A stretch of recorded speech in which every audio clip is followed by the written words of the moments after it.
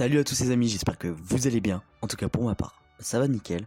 Donc voilà, aujourd'hui on va traiter d'un sujet plus que jamais d'actualité, et vous n'êtes pas sans savoir que la crise sanitaire du Covid-19 fait des ravages et n'a pas épargné le domaine des parcs d'attractions. Disney a fermé tous ses parcs à travers le monde jusqu'à nouvel ordre, hormis le parc chinois Shanghai Disneyland qui a rouvert le 11 mai, date du déconfinement. Donc aujourd'hui, nous allons parler des mesures qui ont été prises et cela va nous permettre de savoir à quoi nous attendre quant à la réouverture du resort français. J'espère que ça va vous plaire, c'est parti.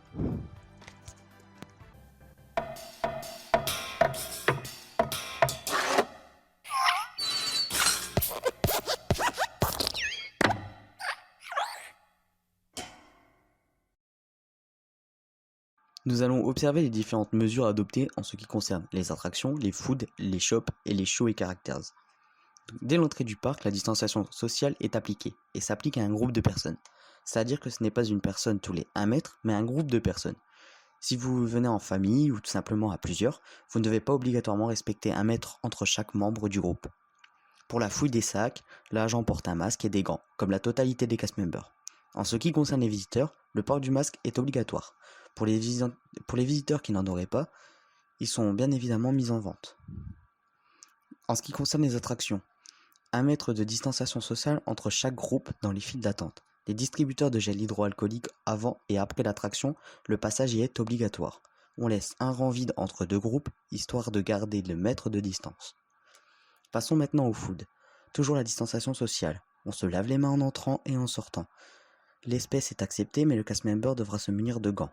Tous les paiements par carte se font sans contact. Une table sur 2 est condamnée pour respecter la distanciation sociale. Donc en ce qui concerne les shows et les characters, en interaction avec le public, seuls les personnages qui ne sont pas de face character circulent. Donc c'est-à-dire tous ceux qui ne sont pas des face characters. Les face characters, en fait, c'est tout simplement les princesses, Peter Pan, enfin des personnages qui n'ont pas de masque. Donc voilà, mais par contre les face characters sont bien évidemment autorisés dans les shows. Donc pour les shows, les danseurs ont des marquages au sol qui définissent leur périmètre de danse pour garder une distanciation sociale encore une fois. Donc pour finir, le spectacle nocturne, encore une fois, des marquages au sol pour respecter une fois de plus la distanciation sociale.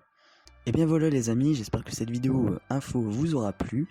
Et est-ce que ces mesures vous font peur? Est-ce que vous iriez dans notre resort français avec cette même réglementation?